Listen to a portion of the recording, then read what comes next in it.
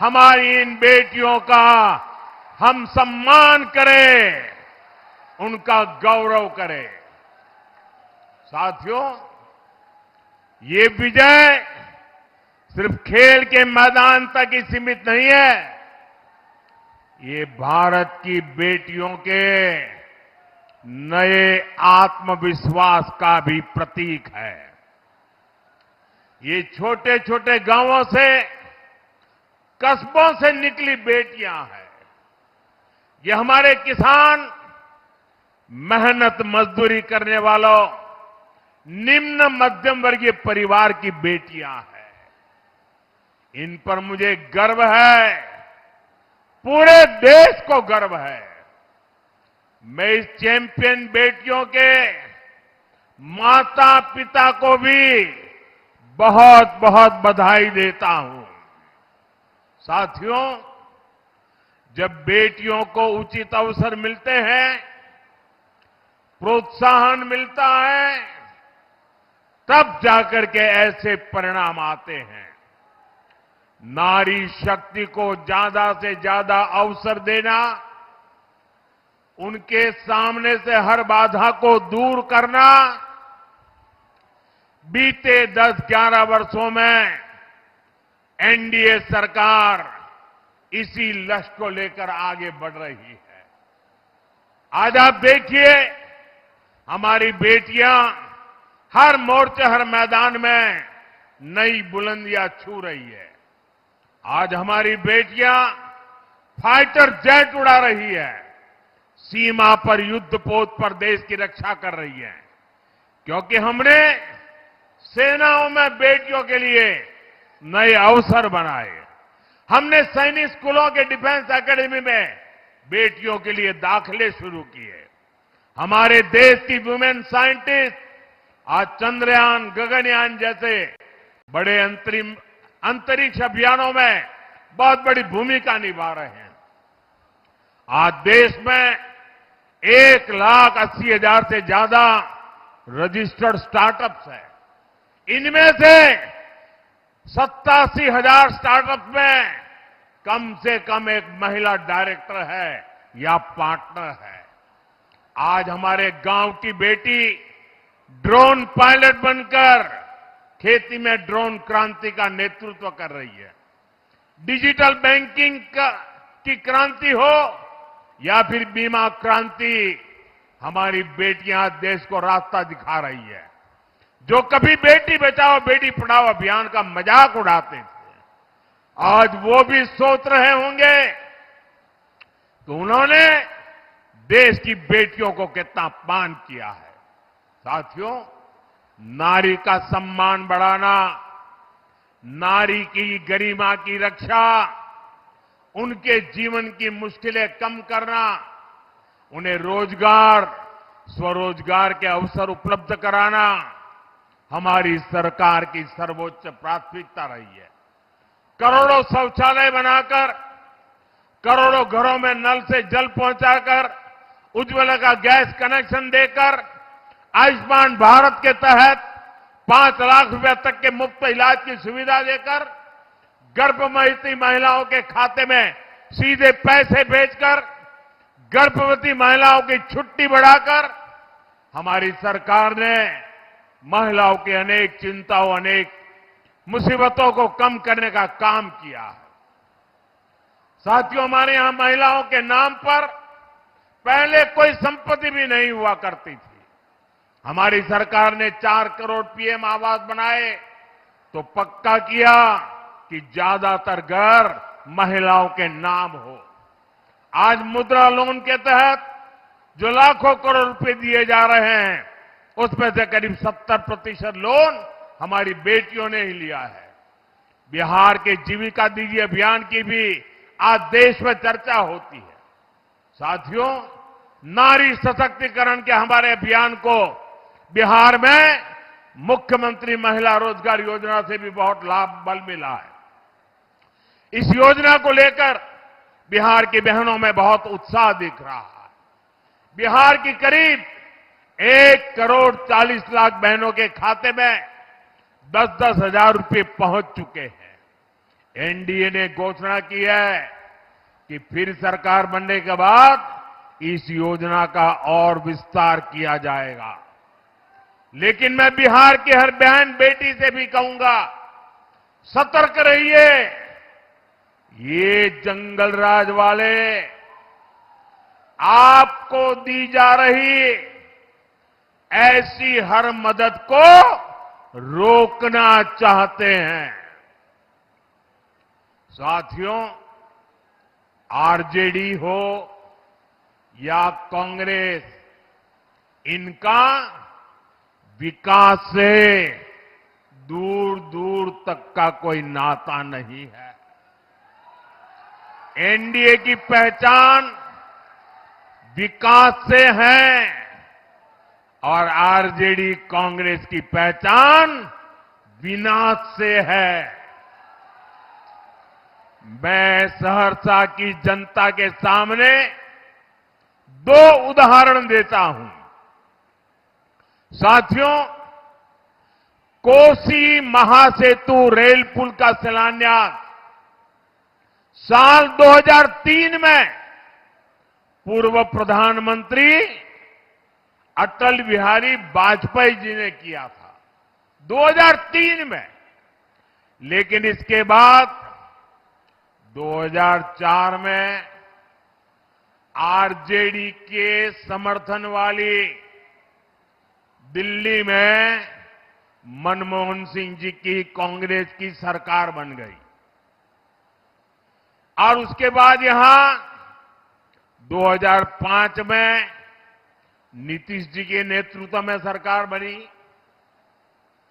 बिहार के लोगों ने हर गली मोहल्ले से, हर बूथ में से आरजेडी को साफ कर दिया, आरजेडी को रिजेक्ट कर दिया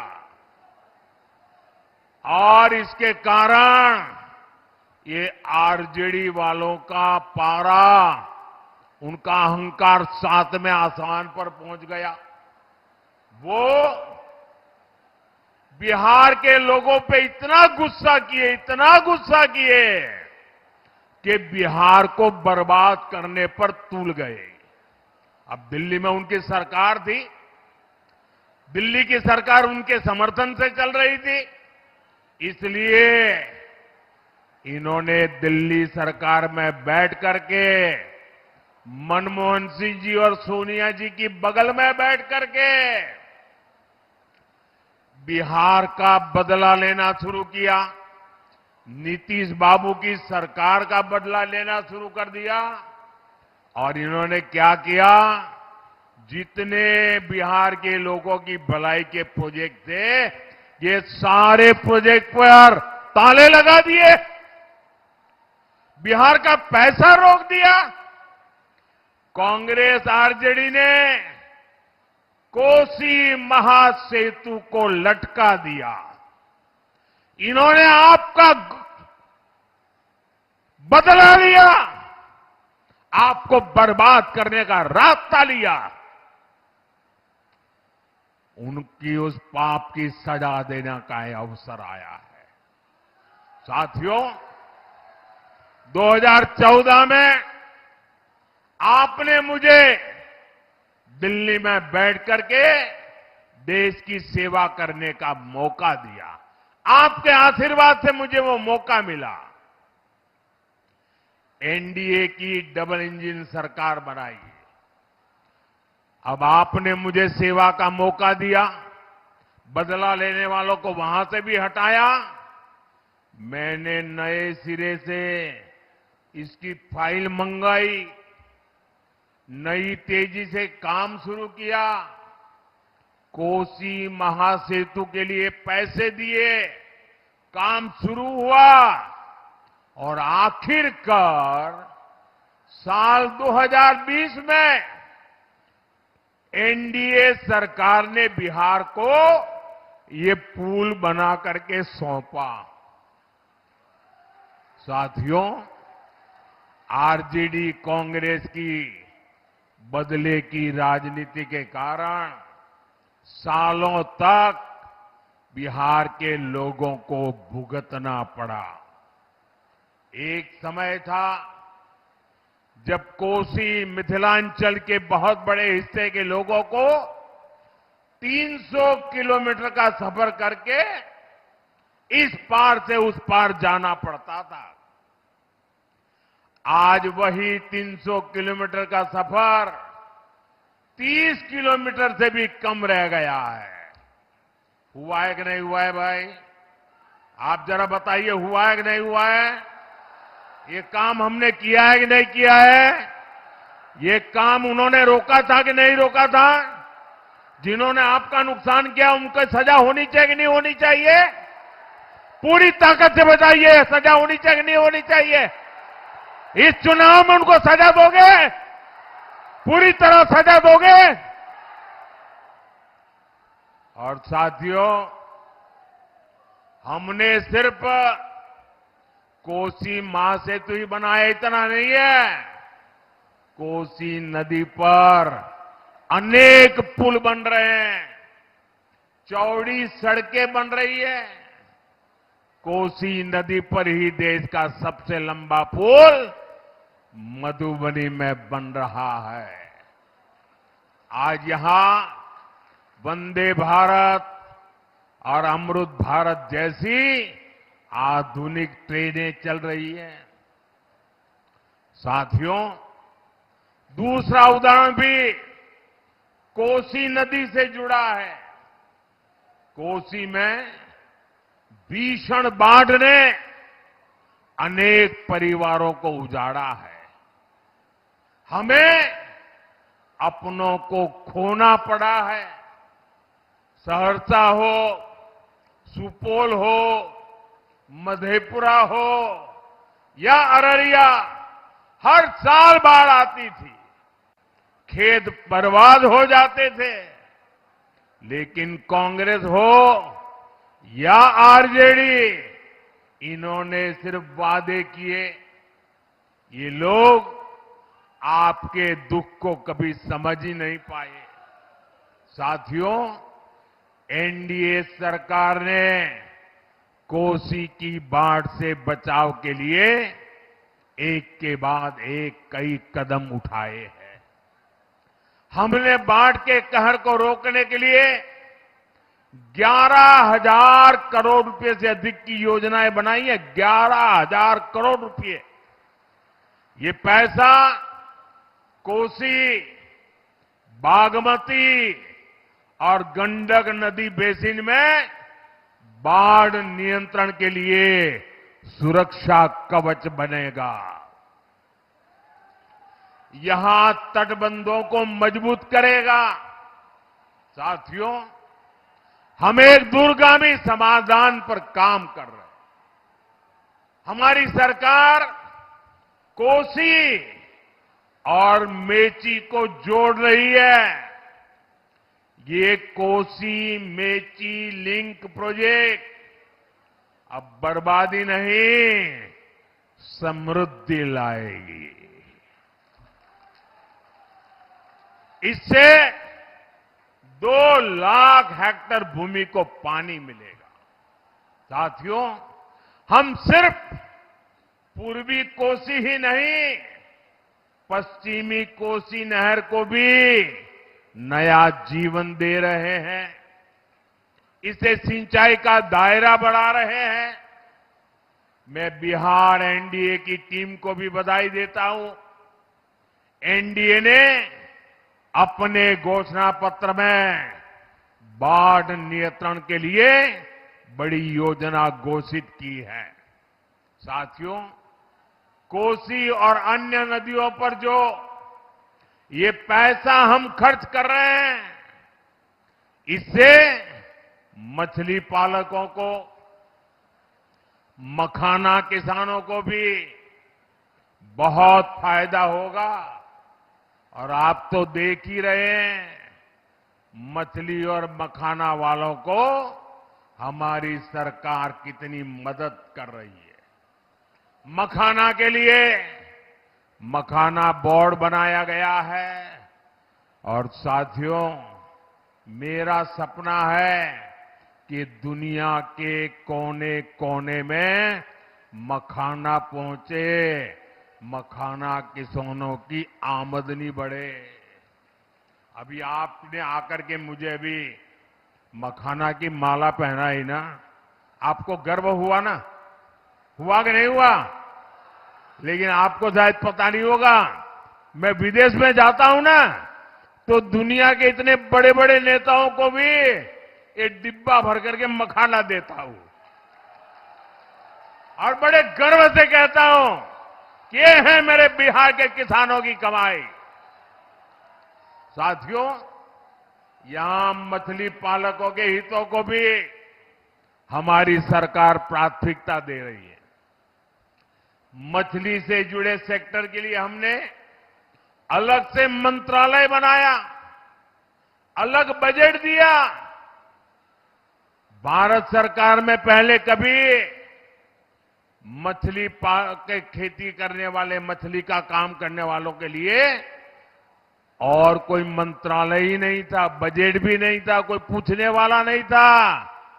ये मोदी है जिसने भारत में एक अलग मिनिस्ट्री बनाई ताकि मेरे मछली पालकों की जिंदगी में मैं बदलाव ला सकूं। मछली पालकों के लिए हमारी सरकार ने मत्स्य संपदा स्कीम बनाई। कभी बिहार दूसरे राज्यों से मछली मंगाता था, आज बिहार दूसरे राज्यों को मछली भेजता है, मछली बेचता है। अब एनडीए ने अपने घोषणा पत्र में जुब्बा सहनी जी के नाम पर मछली पालकों के लिए नई योजना का ऐलान किया है। एनडीए की सरकार फिर से बनेगी, मछली पालक साथियों को 9,000 रुपये की अतिरिक्त मदद भी दी जाएगी। भाइयों और बहनों, आरजेडी और कांग्रेस को विकास की भाषा समझ ही नहीं आती है। आरजेडी और कांग्रेस की डिक्शनरी में क्या शब्द है, क्या भावनाएं भरी पड़ी है, क्या आदतें जुड़ी हुई है? आरजेडी और कांग्रेस, इनकी डिक्शनरी में कट्टा, क्रूरता, कटुता, कुसंस्कार, कुशासन और करप्शन ऐसे ही शब्द भरे पड़े हैं। जंगल राज की पाठशाला में इन्होंने बस यही सीखा है। युवा साथियों, आपके माता पिता ने वो दौर देखा है जब हमारे रक्षक भी सुरक्षित नहीं थे। खुद पुलिस वालों की जान संकट में रहती थी। माताओं बहनों, दलित, महादलित, पिछड़ों, अति पिछड़ों के साथ तो क्या क्या नहीं होता था। मैं आपको यही सहरसा की ही घटना याद दिलाता हूं। हमारे सहरसा के बहादुर डीएसपी सत्यपाल सिंह जी जंगल राज वालों को ठीक कर रहे थे, उन पर नकेल कस रहे थे। ये बात पटना में बैठे आरजेडी के आकाओं को, जंगल राज वालों को पसंद नहीं आई। इसकी कीमत उनको अपनी जान देकर चुकानी पड़ी।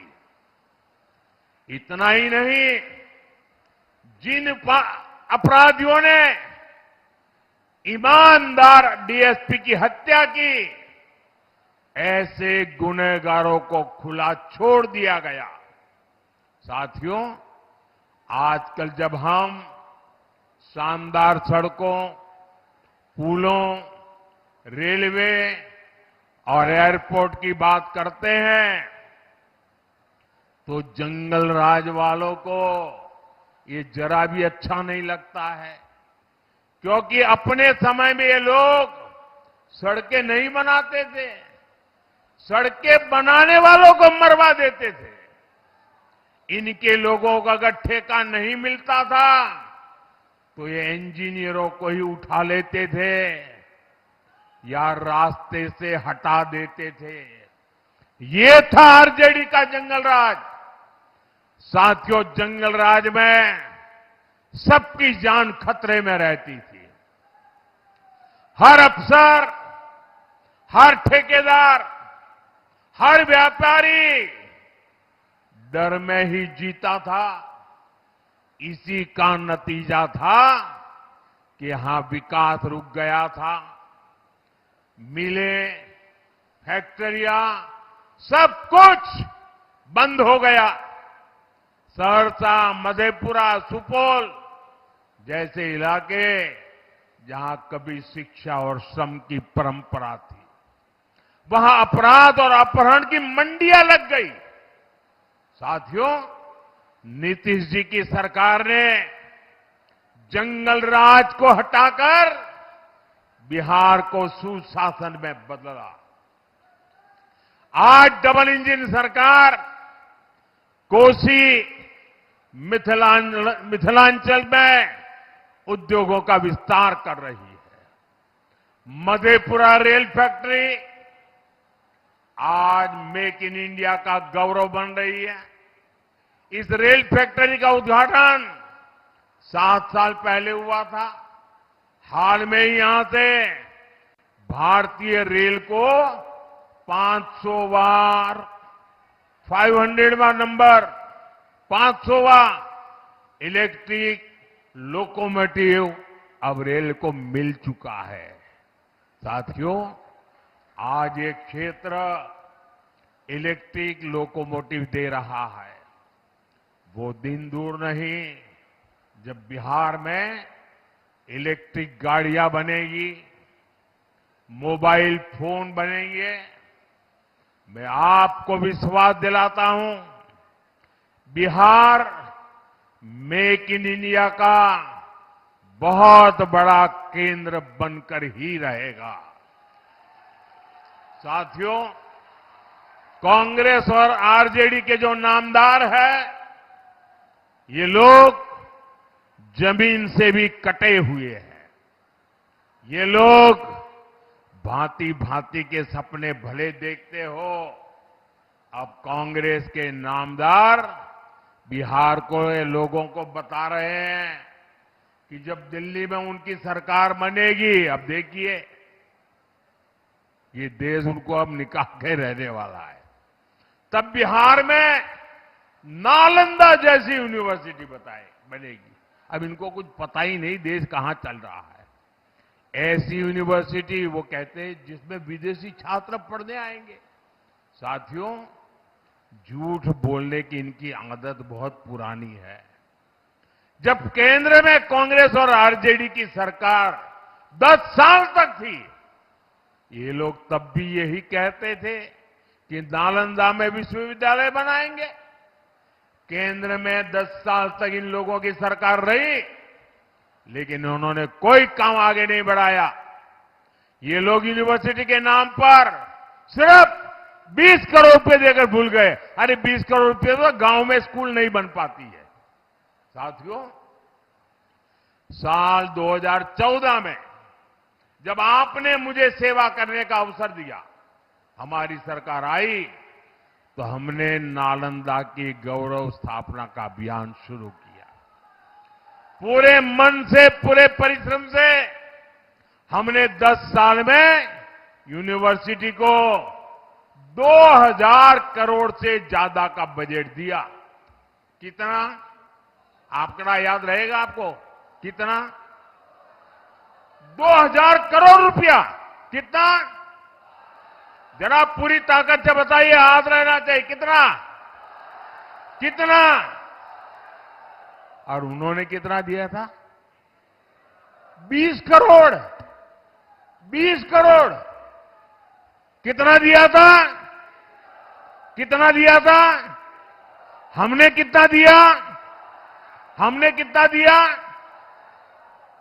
अब देखिए 2000 करोड़ रुपया लगाया। आज हमने नालंदा विश्वविद्यालय का शानदार कैंपस बनाया और आज मैं गर्व से कहना चाहता हूं, आज नालंदा यूनिवर्सिटी में 21 से ज्यादा देशों के विद्यार्थी वहां पढ़ रहे हैं। जिन लोगों ने बिहार में स्कूल, कॉलेज, यूनिवर्सिटी के कैंपसों में ताले लगा दिए थे, जिनके राज्य में ग्रेजुएशन करने में ही 5 साल 7 लग जाते थे, कुछ लोगों को तो 10-10 साल लग जाते थे, वो आज बिहार के लोगों को शिक्षा पर ज्ञान दे रहे हैं। जिस सहरसा में आदि शंकराचार्य जी और मंडन मिश्र जी का महान शास्त्र हुआ था, वहां से मैं युवाओं को विश्वास दिलाता हूं कि बिहार में शिक्षा का वही गौरव फिर से लौटेगा। साथियों, कांग्रेस हो या आरजेडी, इनको सिर्फ घुसपैठियों से लगाव है। ये लोग घुसपैठियों को बचाने के लिए राजनीतिक यात्राएं करते हैं। ये लोग दुनिया भर में घूमने फिरने जाते हैं। अब मुझे बताइए भैया, क्या बिहार का भविष्य आप तय करेंगे कि घुसपैठिया तय करेगा? आप करेंगे कि नहीं करेंगे? क्या घुसपैठियों को करने देंगे? क्या घुसपैठिया आपकी जिंदगी को बनाएगा? क्या एक घुसपैठिए आपकी संपत्ति पर कब्जा कर रहे हैं, आपके संसाधनों पर अपना हक जमा रहे हैं। कहीं मजदूरी का काम हो, 200 रुपया मजदूरी हो, लेकिन एक घुसपैठिए 100 रुपये में काम करने के लिए तैयार हो जाते हैं, तो फिर यहां के नौजवान को काम कौन देगा भाई? और इसलिए बिहार को बचाना है घुसपैठियों से। घुसपैठियों को निकालना चाहिए कि नहीं निकालना चाहिए? जरा पूरी ताकत से बताइए, घुसपैठिए जाने चाहिए कि नहीं जाने चाहिए? घुसपैठियों को हटाना चाहिए कि नहीं हटाना चाहिए? ये घुसपैठियों को हटाने के लिए हम काम कर रहे हैं। साथियों, ये आरजेडी कांग्रेस वाले दुनिया भर में जाते हैं, पता नहीं कहां कहां जाते हैं। हम तो सोशल मीडिया में पढ़ते हैं तो शर्म आ जाती है कभी। लेकिन इन्हें राम मंदिर की यात्रा का समय नहीं मिलता। अरे मैं इनको कहना चाहता हूं, अरे आपको भगवान राम जी से अगर कोई झगड़ा है, अरे आप वहां जाइए, वहां तो निषाद राम जी का, निषाद राज का भी, निषाद राज का भी मंदिर बना है। वहीं अयोध्या में वाल्मीकि जी का भी मंदिर बना है। वहां अयोध्या में शबरी माता का भी मंदिर बना है। अरे राम जी से आपको तकलीफ हो, अरे कम से कम निषाद राज के चरणों में तो सर झुका के आ जाओ। उसमें तुम्हें क्या शर्म आ रही है? वाल्मीकि जी के माथा टेक करके आ जाओ। अरे शबरी माता के चरणों में जाकर के आ जाओ। नहीं जाएंगे, दुनिया भर में जाएंगे। साथियों, कांग्रेस का शाही परिवार, आरजेडी का शाही परिवार दुनिया भर के त्योहार मनाते हैं और विदेशी त्योहार मनाने में उनको मजा आती है। लेकिन बात जब छठ महापर्व की आती है तो ये लोग क्या कहते हैं? छठ महापर्व हमारे लिए कितना बड़ा गर्व का, अभिमान का अवसर है। ये कहते हैं ये छठ वाले तो ये सब ड्रामा कर रहे। ड्रामा? क्या कह रहे हो तुम? साथियों, कांग्रेस ने छठ महापर्व को जिस प्रकार ड्रामा बताया, उसके पीछे भी एक बहुत गहरा राज है। दरअसल कांग्रेस नहीं चाहती थी कि आरजेडी का नेता मुख्यमंत्री पद का उम्मीदवार बने।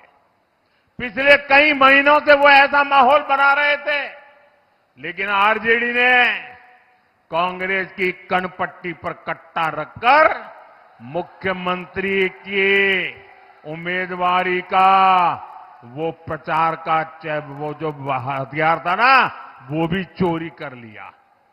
इससे कांग्रेस के लोग बहुत गुस्से में हैं। कांग्रेस की लुटिया तो बिहार में सालों से पहले ही डूब चुकी थी। उनके पास खोने के लिए कुछ नहीं था। अब कांग्रेस के नेताओं ने आरजेडी की लुटिया डुबाने की सुपारी ले ली है। और इनका एक नेता तो बड़े बुद्धिमान होने के नाते दावा करते हुए बयान दे रहा है। वो कहता है अब कांग्रेस को खुद के पैरों पर आगे बढ़ना चाहिए, बाकियों की मदद करना बंद। पब्लिकली कहता है बाकियों की मदद करने में टाइम खराब मत करो, कहता है खुद आगे बढ़ो। इसका मतलब पक्का है कांग्रेस वाले इस बार आरजेडी की सफाई करने में लगे हैं। साफ करके रहेंगे, देख लेना आप। साथियों, अपने स्वार्थ के लिए बिहार की भारत की विरासत का अपमान करने वाले हमारे तीर्थों का विकास नहीं कर सकते। एनडीए सरकार बिहार को धरोहर आधारित पर्यटन का बहुत बड़ा केंद्र बना रही। वो दिन दूर नहीं जब पुनौरा धाम में माता जानकी का भव्य मंदिर बनकर तैयार होगा। यहां सहरसा में भी आस्था के हमारे अनेक स्थल है। यहां संत कारू खिरहरी जी ने अपनी शिव भक्ति और गाय के प्रति समर्पण के कारण दिव्यता प्राप्त की थी। ये मानवीय मूल्य देश के कोने कोने तक पहुंचे, इसके लिए एनडीए सरकार हर प्रयास कर रही है। साथियों, अब मतदान की तारीख आ ही गई है। मैं दूसरे राज्यों से यहां अपने गांव में दिवाली और छठ पर्व मनाने जो साथी आए हैं, उनको मैं खास कहना चाहता हूं, आप आए ही हैं और अगर आपका वोट आपका यहां पर है तो वोट दिए बिना वापस मत जाना। यहां वोट देकर के ही जाना और हो सके तो सरकार के शपथ समारोह में आकर के ही जाना। आपका वोट विकसित बिहार बनाएगा। याद रखिए, पहले मतदान फिर जलपान, पहले मतदान फिर। एक बार फिर आज इतनी बड़ी संख्या में यहां आने के लिए, हमारे इन सभी उम्मीदवारों को आशीर्वाद देने के लिए मैं जरा हमारे इस चुनाव के उम्मीदवारों को कहूंगा, आगे आ जाइए आप लोग। आगे वहां खड़े हो जाइए। हाँ, वहां खड़े हो जाइए सब लोग। जो भी चुनाव लड़ रहे हैं उनसे मेरा आग्रह है, जरा आगे आ जाइए। थोड़ी जगह कर लीजिए, मैं वहां आकर के आप सबको मिलने वाला हूं। थोड़ी आगे जगह कर दीजिए, मैं आ रहा हूं आपके पास। हाँ, सब खड़े हो जाइए। यहां आप सबके आशीर्वाद मेरे इन सभी साथियों के ऊपर रहे, ताकि बिहार को नई ऊंचाई पर ले जाने का मेरा जो सपना है वो मैं पूरा कर सकूं। मेरे साथ बोलिए, भारत माता की, भारत माता की, भारत माता की। बहुत बहुत धन्यवाद।